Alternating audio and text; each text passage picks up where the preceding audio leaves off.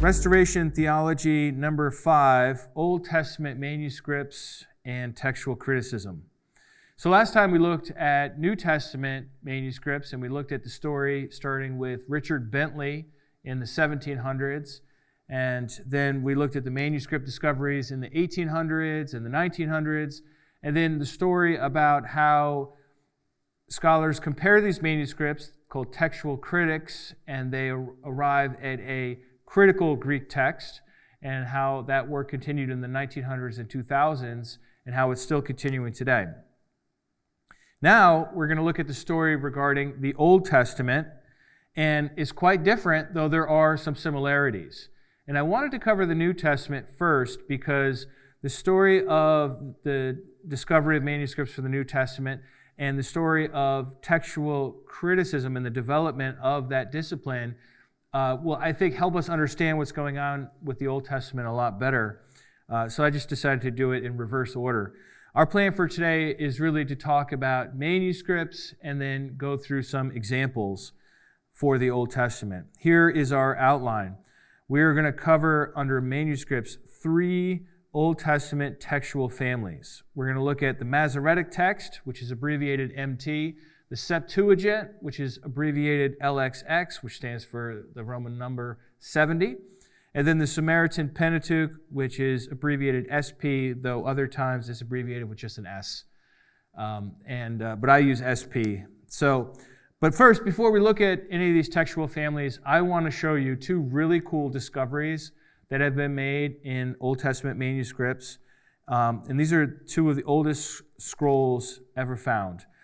The first is Ketef Hanam, that's a location, Ketef Hanam, silver scrolls.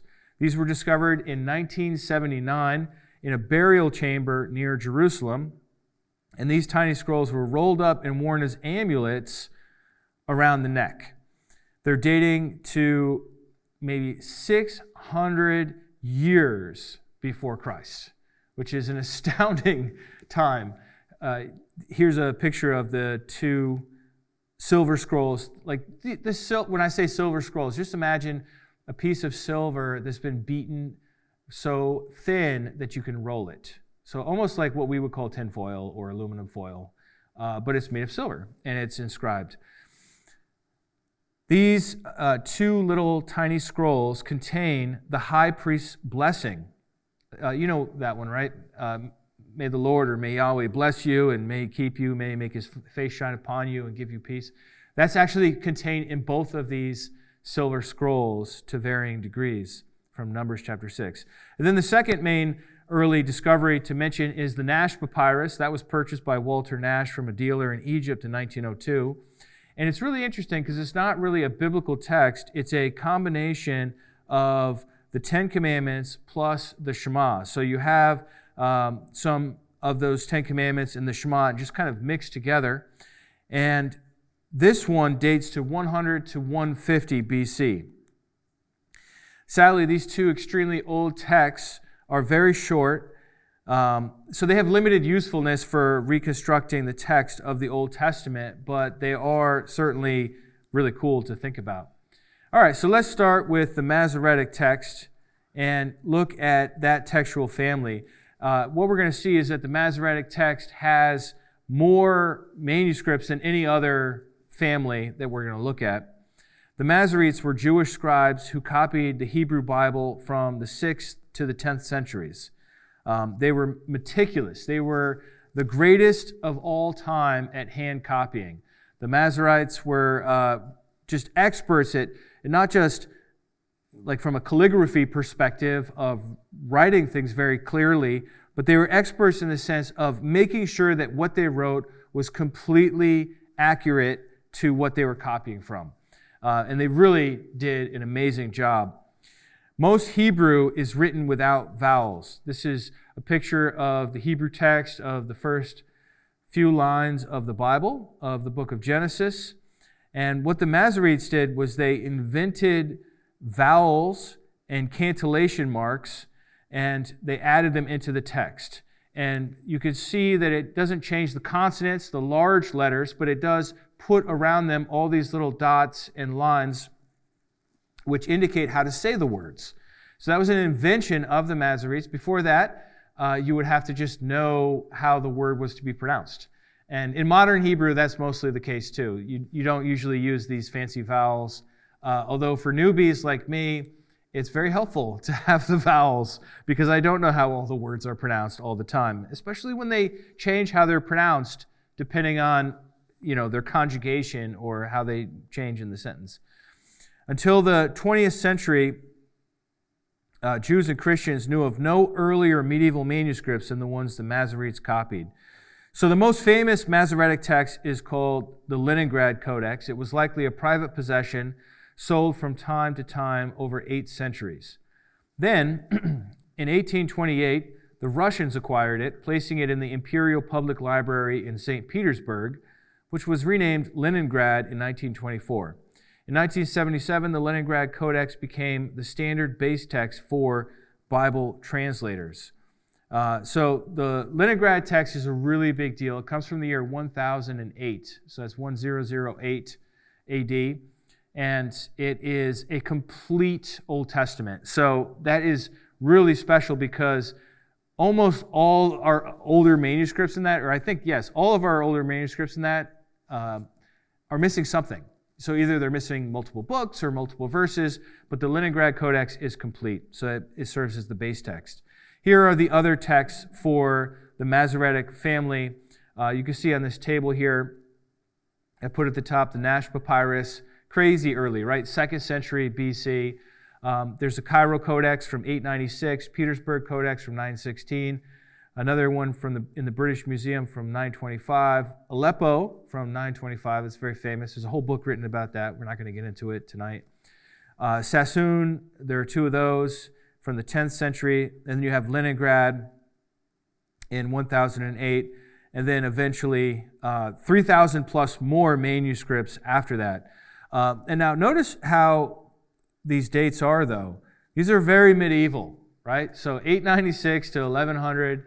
This is the Middle Ages here, and the earliest is really from 896, and that just has the former and the latter prophets. It's not a complete text, as I was saying earlier. So as far as English translations go, how do you get an English translation of the Masoretic text? Well, just pick up any English Bible. That's pretty much what they all do, is they just translate the Masoretic text. So that's really easy to find. Christian translations, as I'm going to show you, will deviate a little bit from the Masoretic text when there's a good reason to, whereas Jewish translations will not deviate from the Masoretic text. They have their reasons for holding firm to the traditions, and Christians don't as much. All right, as far as usefulness goes, I want to quote to you from Brotzman and Tully. This is their book, Old Testament Textual Criticism. If what I'm telling you about the manuscripts interests you, I highly recommend this book. It's just fabulous. This is what they say. The Masoretic text is our most important text tradition of the Old Testament.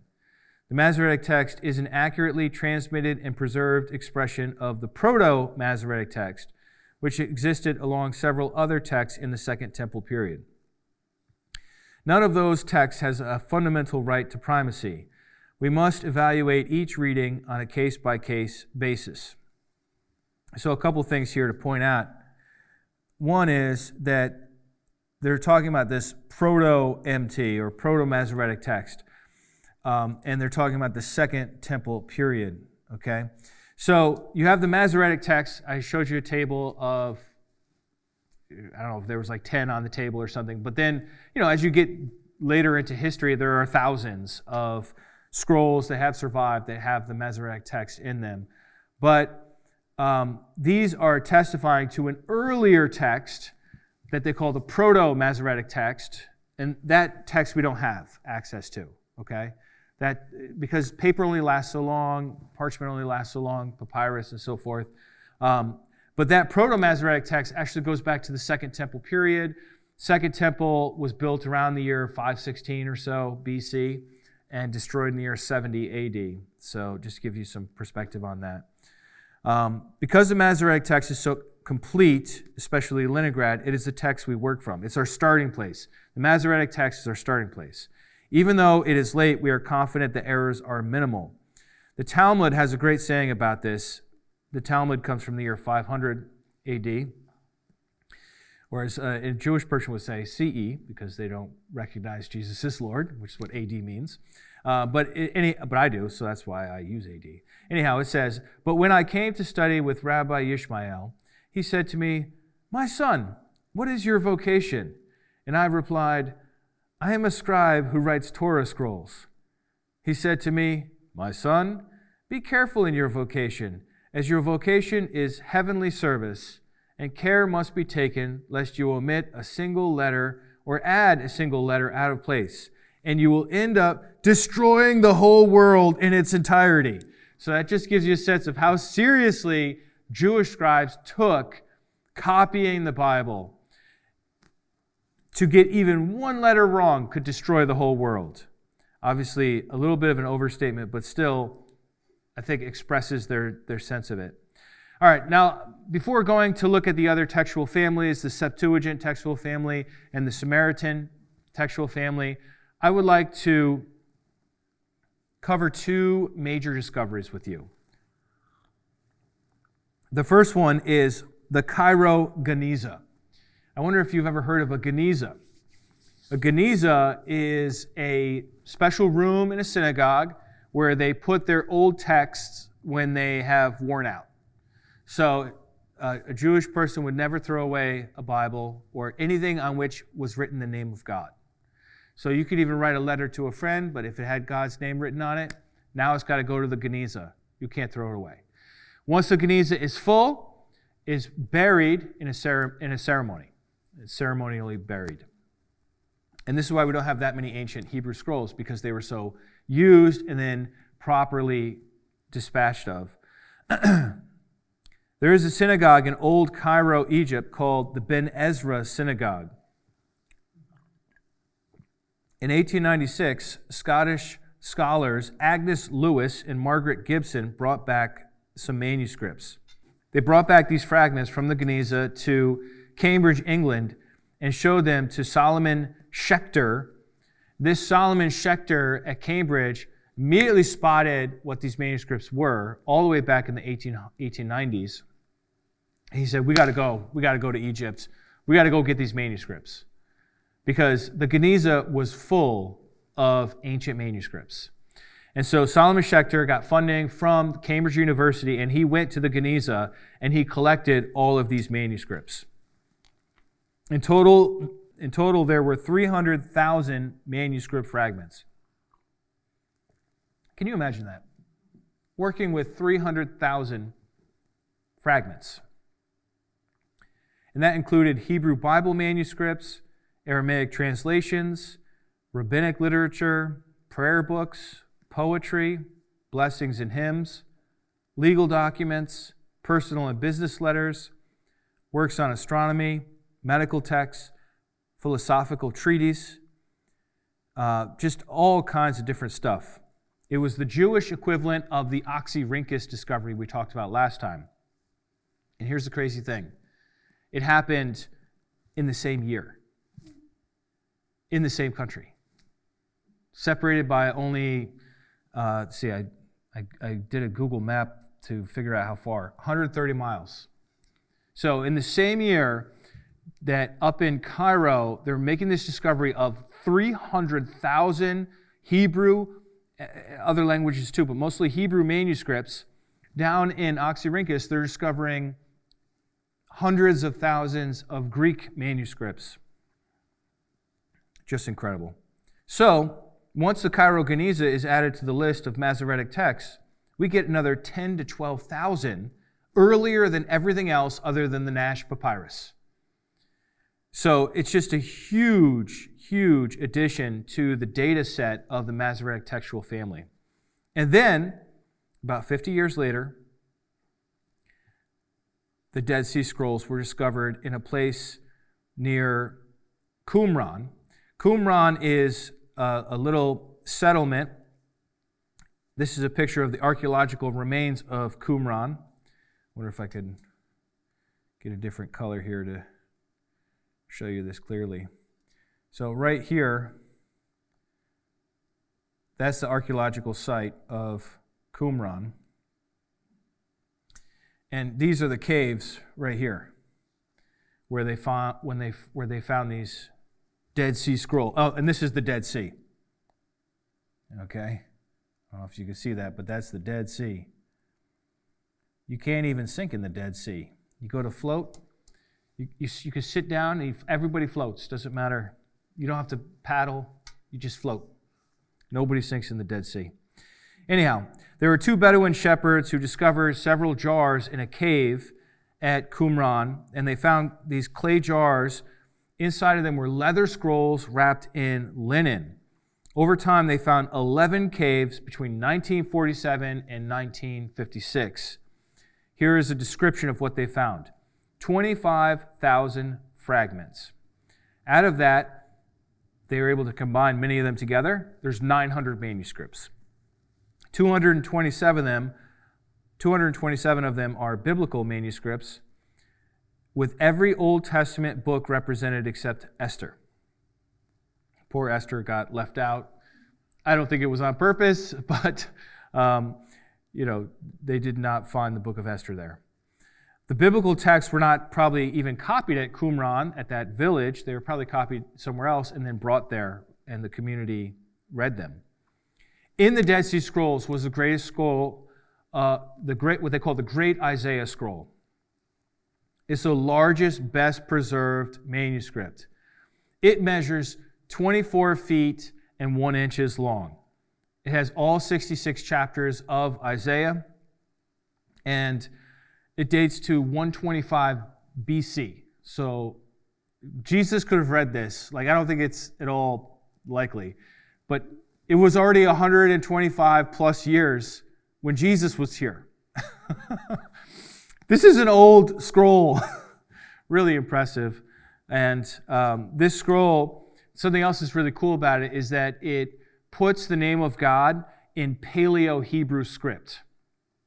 So I showed you before the standard Hebrew script, or we call it today font, right? It's very boxy. Paleo-Hebrew script is not as easy to read, but when they got to the name of God, they were like, you know what? Let's use this script instead. Let's use the old font, which I think is pretty cool. The Dead Sea Scrolls also had lots of non-biblical texts like rules and poetry and wisdom and stuff like that. One other thing to cover about the Dead Sea Scrolls is how the references work. The way it works is you put the cave number, the location letter, a book abbreviation, and then sequence. So for the example of 4Q Dut B, which might sound like gibberish to you, what that means is this is from cave 4 out of 11 of Qumran. It's the book of Deuteronomy, and the B means it's the second copy of Deuteronomy found in that cave. Pretty cool, huh? The Dead Sea Scrolls winds back the clock 1,000 years before the Leningrad Codex. So this is the one that most people are, even to this day, still using.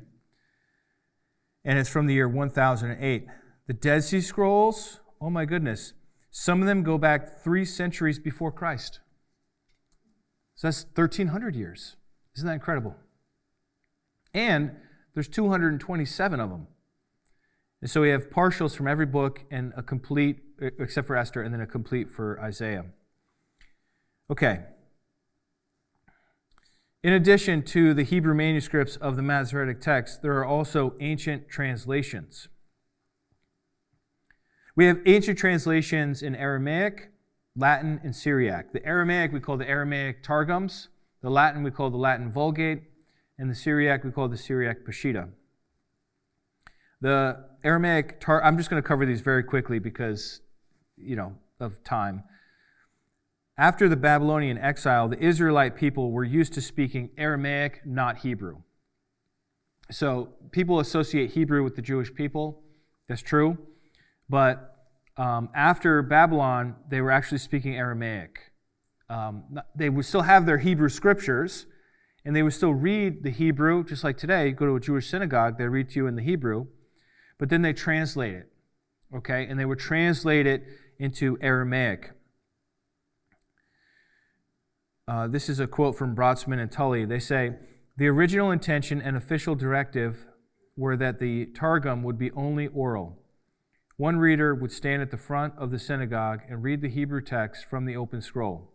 Then a second man would translate into Aramaic. Because all translation involves interpretation of what the source text means, the translators took the opportunity to interpret the Old Testament according to the theology and practices of Rabbinic Judaism.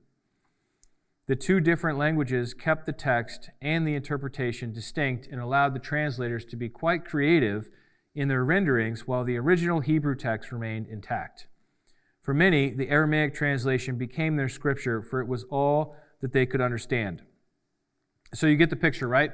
You're in the synagogue, somebody's reading it in Hebrew, and then they're explaining it in Aramaic. Hebrew and Aramaic are very similar languages. They're cousin languages. They're not all that different. But when they go to explain it in Aramaic, they don't just translate it word for word. They also add some explanation. Eventually, these were written down in these Targums. Number 2, the Latin Vulgate. Jerome translated from the Hebrew into Latin between the year 390 and 405. This is called the Vulgate. It encompasses both the Old and the New Testament. Ernst Werthwein said, "For textual criticism, it is significant that Jerome apparently made use of a Hebrew text that corresponded closely with the Masoretic text of his day and of the later Middle Ages. Since Jerome worked with a purely consonantal text, it is also interesting in documenting an understanding of the still unpointed text, and thus the Vulgate is an important witness to the Masoretic text." So Jerome had what we call a consonantal text. It didn't have all the vowels in it that the Masoretes added later. And here's the thing about Hebrew is that you can point words differently. The vowels are like little points, little dots. And so, like, think of the word cot and the word cat. Same consonants, right? So Jerome could be reading it and take it one way, and the Masoretic text tradition took it a different way, and it's sometimes helpful to see that difference. On to the Syriac Peshitta. So these are the 3 ancient translations that are very significant that we look at for figuring out what was the original. The Syriac Peshitta is from a dialect of Aramaic spoken in a town called Edessa in southwest Turkey. Peshitta just means simple or obvious. So basically you have a group of probably Christians, likely Jewish Christians, who are, they have the Hebrew, but they're like, well, nobody understands this. Let's translate this into Syriac so that normal people can understand it in our church services. So, but the Syriac Peshitta is generally pretty much the same as the Masoretic text. It doesn't differ that much. But there are some differences. Brodsman and Tully once again say, however, the Peshitta does reflect more textual variants than the Targums or the Vulgate. In addition, the Peshitta, like the Septuagint, frequently reflects a different vocalization tradition than the Masoretic text. It also frequently agrees with the Septuagint and Targums against the Masoretic text. I hope you can start understanding this.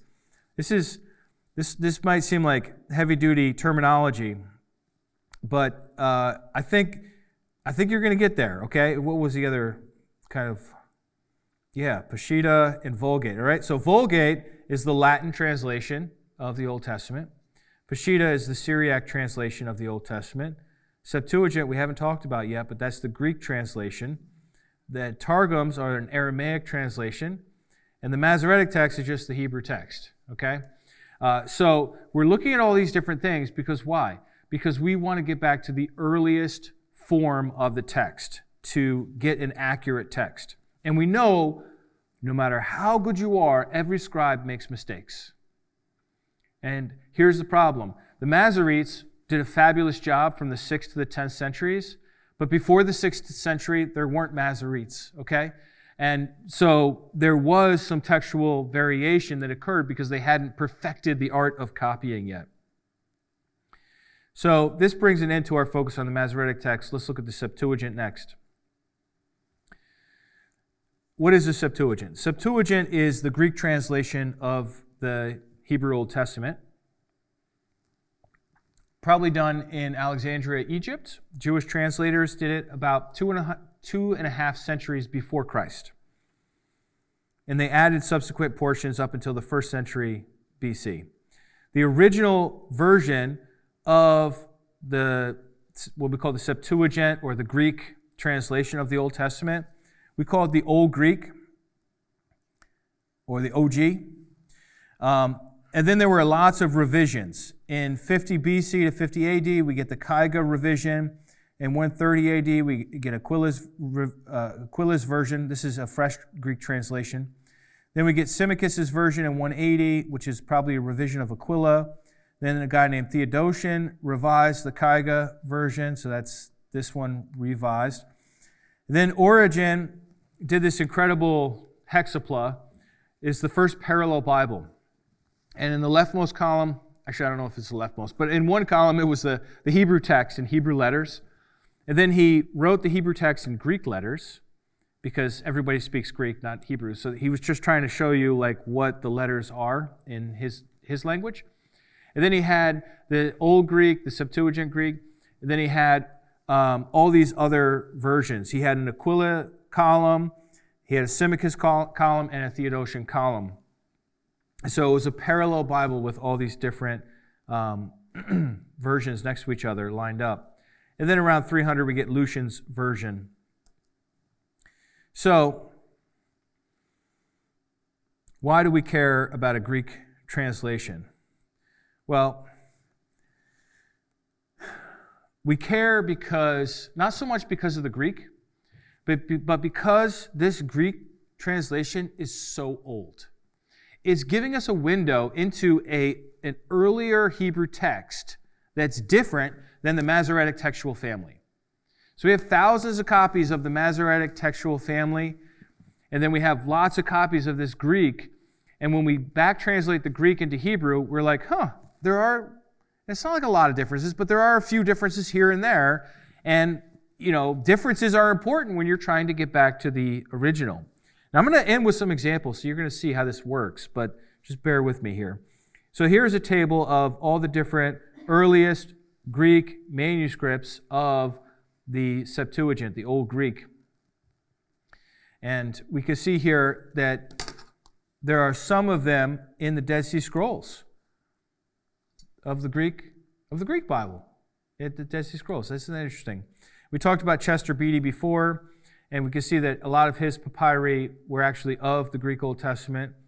And then we have here Codex Vaticanus, Codex Sinaiticus, Codex Alexandrinus. We talked about all three of these in great detail last week. And most copies of the Septuagint that you get today, like a Greek copy of it, is going to be just basically from Vaticanus, because it has the complete Old Testament in Greek there. All right, moving on.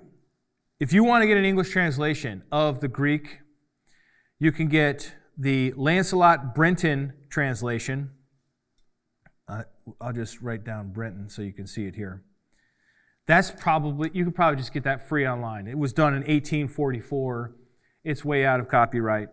But then a more recent translation done in 2007 is called a New English Translation of the Septuagint. And those are pretty useful.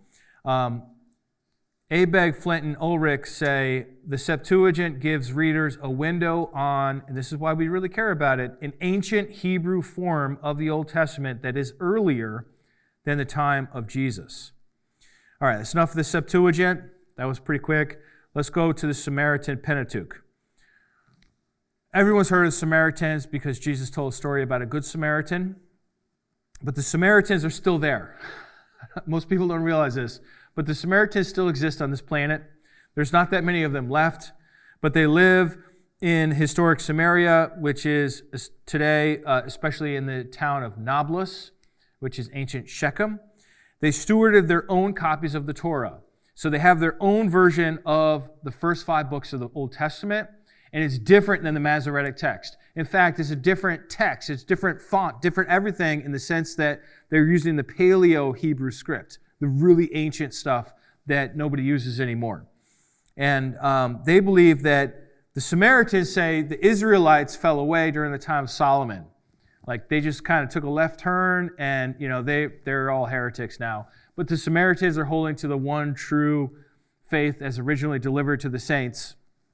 They wouldn't use that exact phrase, but the Samaritans claimed that their holy site of Mount Gerizim, that's where Joshua had them say the blessings when they first came over into the land. They say that that's really the holy place, not Jerusalem and David and the temple, all that nonsense. So that's kind of their position on it. The Samaritan Pentateuch was written in Paleo-Hebrew, but it has obvious corruptions regarding Mount Gerizim. So, for example, in the Ten Commandments, I think it's in the Ten Commandments, they have like an 11th commandment, which is like, thou shalt worship at Mount Gerizim. And it's like, come on, guys. You just added that in there because you really love your holy site that got destroyed in 128 BC by the Jewish king, John Hyrcanus. It's an independent text. 150 manuscripts of the Samaritan Pentateuch survive, and several are from the Dead Sea Scrolls. And that's really what changed scholarly opinion on the Samaritan Pentateuch, as we'll see. Here's a list of some of the Samaritan Pentateuch manuscripts. We can see so many of them are actually from the Dead Sea Scrolls. 1 or 2 of these are actually questioned, but it's roughly about this. And I've given you the actual designations for each one here, right? So you can see what they are. And then there are some other ones that have been preserved from the Middle Ages, the 12th, 13th, 14th, 15th, and 17th. Well, 17th is not the Middle Ages anymore. That's the modern period. So there is a online, let me show you some translations so you can look at this if you're interested. There's an online translation by Alexander Sigalov, and that's at stepbible.org. Then there's the Israelite Samaritan version of the Torah by Benjamin Tzedekah. That's the version I have. It's just a hardback copy. It's really well done, I thought. And then just recently, I think maybe a year or two ago, last year, they came out with this new version, the Samaritan Pentateuch by Moshe Florentine and Abraham Tall. And that one is more expensive. It's like $100+ to get it, and it's bilingual, and it's like super nice. Let's talk about usefulness. Brodsman and Tully again say, when scholars began studying the Samaritan Pentateuch, it was clear that the text contains particular theological and ideological positions held by the Samaritans. For example, the Samaritan text instructs followers to worship God on Mount Gerizim rather than in Jerusalem. That's nowhere found in any other copy of the Torah on the planet other than in the Samaritan Pentateuch.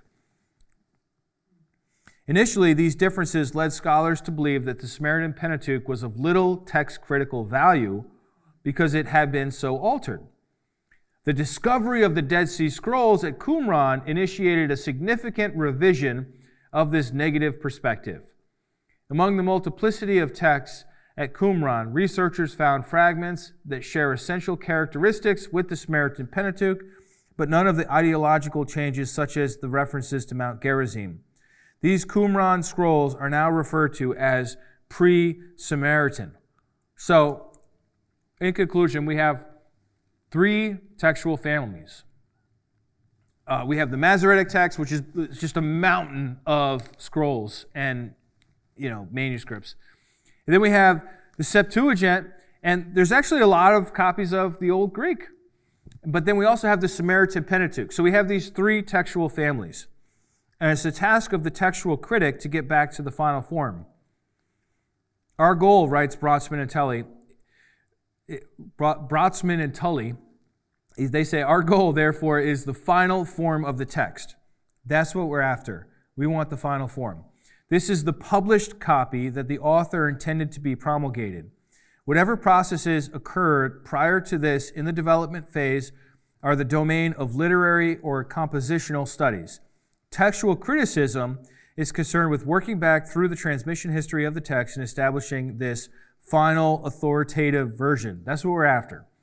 The text is called final because it is the authoritative version at the end of any process of writing and development. But it is at the beginning of the transmission or copying phase. This is what many intend when they say they are searching for the original text. But final is more precise and allows for the variety of ways that biblical books developed. So, here is the problem with the Old Testament. Nobody's done it. Nobody has yet to produce a critical Hebrew text of the Old Testament. It does not exist. There literally isn't one on the planet. I told you last time about the New Testament and starting with Nestle, and then his son took over, and then eventually Kurt Aland joined, and now we have the Nestle Aland version 29 to come out.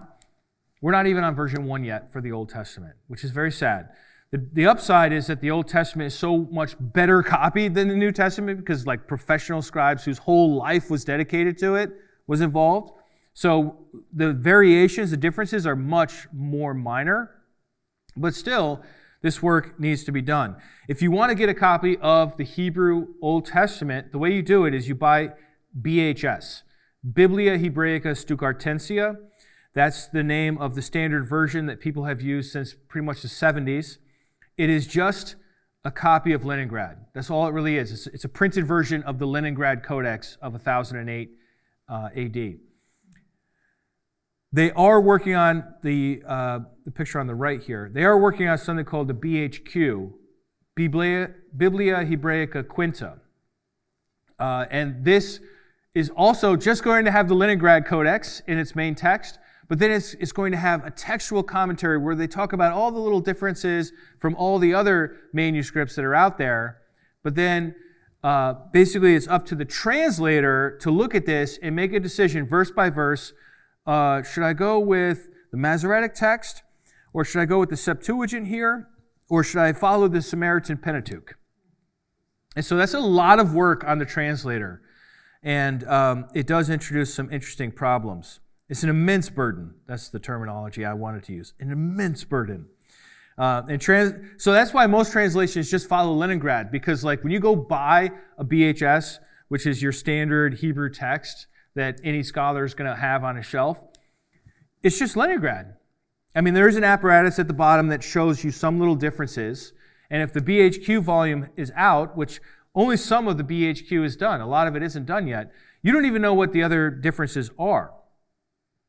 So this is a problem yet to be corrected. Now, let me show you, when I show you examples, I think all this will come together for you. First up, Genesis 4:8.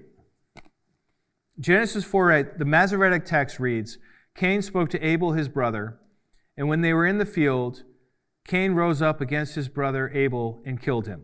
That's the English Standard Version.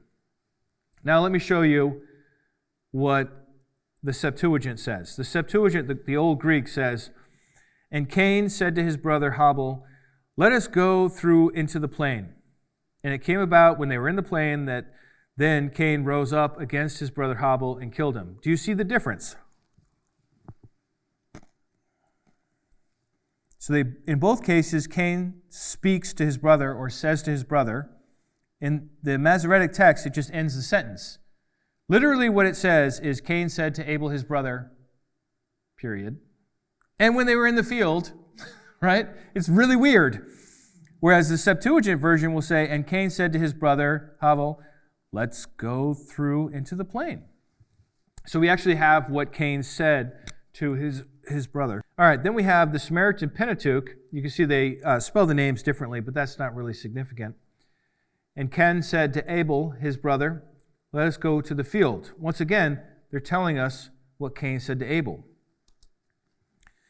Then, what about the Latin Vulgate? And Cain said to Abel, his brother, let us go out to the field. Okay? What about the Targums? Let me show you what a Targum really looks like, because this is going to blow your mind. This is a B Targum from the Cairo Genizah. It reads like this. Then Cain said to Abel, his brother, come and let the two of us go out in the open field, just like all the other versions. But now we get the interpretation. Here we go. Strap in. And it came about that when the two of them had gone out to the field, Cain answered and said to Abel, I see that the world was created by mercy, and it is led by mercy. Why was your offering accepted from you with favor, but my offering was not accepted from me with favor? Abel answered and said to Cain, what if the world was created by mercy and is guided by the fruits of good works? But it is guided by the fruits of good works, because my good works were better than yours. My offering was accepted from me with favor, and yours was not accepted from you with favor. The two of them were disputing over this matter on the open field when Cain rose up against Abel, his brother, and killed him. So you get what they're doing. They have the Hebrew text, and now you have basically a preacher explaining what it all means, imaginatively creating the whole scene for you. I'm going to show you another Targum. This is the I Targum from the Cairo Genizah. It says, Then Cain said to Abel his brother, there is no judgment, and there is no judge, and there is no recompense for the wicked, and there are no merits for the righteous, and there is no other world. So basically Cain's an atheist in this reading. Then Abel said to Cain his brother, there is a judgment, and there is a judge, and there is a recompense for the wicked, and there are merits for the righteous, and there is another world. And it came about when they were in the field that Cain rose up against Abel his brother and killed him. One more. FF Targum from Cairo Genizah says the following. And Cain said to Abel his brother, there is no judgment, and there is no judge, and there is no other world, and there is no good reward for the righteous, and there is no recompense for the wicked. It sounds very similar to the last one. And Abel answered and said to Cain his brother the opposite, right? There is a judgment, and there is a judge, and there is another world, and there is a good reward for the righteous, and there is recompense for the wicked. And it came about while they were in the open field that Cain rose up against Abel his brother and killed him. So, apart from the Masoretic Text, every single other version of the Hebrew or an ancient translation says that Cain said to his brother, let's go into the field. So, I think it's pretty obvious what happened here. A scribe just skipped over, or from one word to another, or skipped over a line or something like that, so that he just omitted these words. And it probably wasn't on purpose. Maybe it was, maybe it wasn't. We don't know. But once a scribe makes a mistake of deletion, guess what? The next scribe copies that mistake, and then the next one copies that mistake, and the next one copies that mistake, and on we go, year after year, century after century. So in Genesis 4:8, the Septuagint, the Samaritan Pentateuch, and the Vulgate, and the Targums, they all say, let us go into the field. And this is why newer translations correct the problem. So if you have a New Living Translation, if you have an NET, if you have a Catholic Bible, or if you have the NRSV updated edition, they all add this in. You can just check Genesis 4:8. They'll say, Cain said to Abel, let us go to the field. Whereas other translations, like the Legacy Standard Bible, the English Standard Version, and the NASB, do not include this. They're just slavishly following the Masoretic Text because that's tradition, even though all our other textual witnesses make it clear that somebody made a mistake. Now, obviously, this is not a matter of great theological significance. If Cain said, let's go into the field, or if he said something else, it's not going to change your beliefs, but I think it does matter. Now, there are changes that are theologically significant. I'm just going to show you a couple very fast, and then we'll be done. Deuteronomy 32, verse 8 says, Deuteronomy 32:8 says, God arranged the boundaries of the nations based on the number of the sons of Israel in the Masoretic Text. But in the Samaritan Pentateuch, it says the same thing, according to the sons of Israel.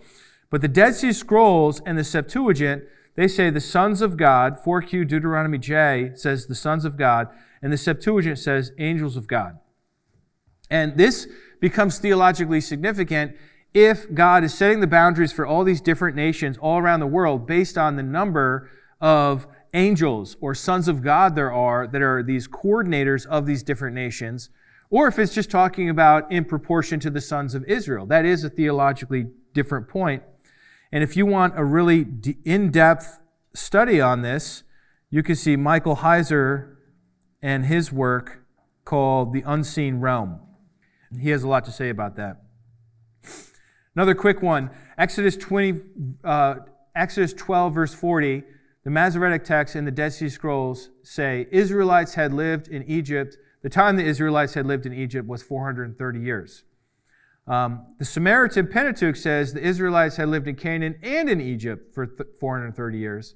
The Septuagint says the Israelites had lived in Egypt and in Canaan for 430 years. The difference is these two sources are adding in Canaan into that 430-year period. This becomes very significant when we get to the New Testament, and we see that Paul takes a position on it in Galatians 3:17. Paul says, "My point is this, the law which came 430 years later does not annul a covenant previously ratified by God so as to nullify the promise."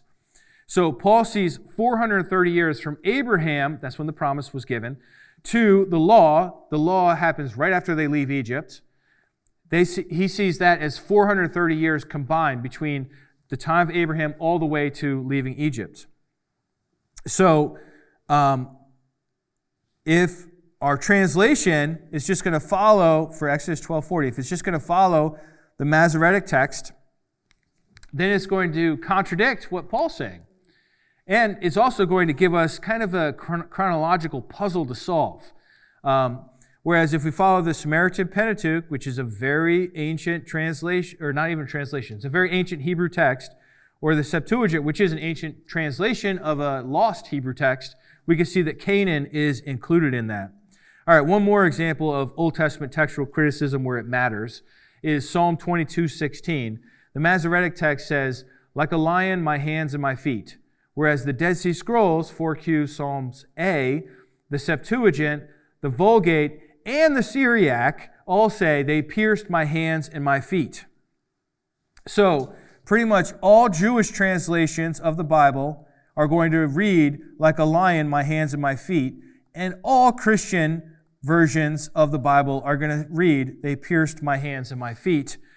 And look, Jesus quotes Psalm 22 when he's on the cross with his hands and his feet pierced. So for Christians, it's like, well, that must have been the original reading, or it must have been the reading that Jesus was quoting from. Jesus says, my God, why have you forsaken me?" That's the first line of Psalm 22. He's clearly calling people to read Psalm 22 in his moments on the cross. And if it's just talking about like lions, which I don't even know how that makes sense, what does that even mean? But if it's talking about having his hands and his feet pierced, then it could be a foreshadowing of the cross. All right, so winding things down, how do you even know any of this stuff?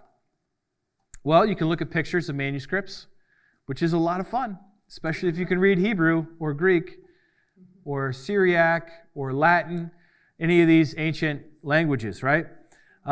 But, maybe that's too hard. So go ahead and get yourself a BHQ or a BHS. Well, I guess in order to do that, you'd also need to know Hebrew. So forget that. Let's just go to netbible.org, and it'll tell you when there's a manuscript difference in the footnotes. Or you can ask your friendly AI chatbot. And you can say to your AI chatbot, "Hey, I'm curious about the textual situation of this verse, the manuscripts. What is the case here?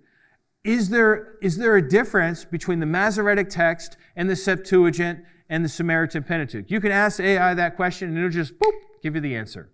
And it gets better year after year, I think, as it gets improved. All right, well, that draws it in this session. If you want to know a lot more about this topic, and there is so much more to know, take a look at my class, How We Got the Bible. It's available at lhim.org, where I talk about manuscripts and textual criticism in a lot more detail, perhaps too much detail. Next up, we're going to look at Bible translation and detecting bias as we continue through our class on restoration theology.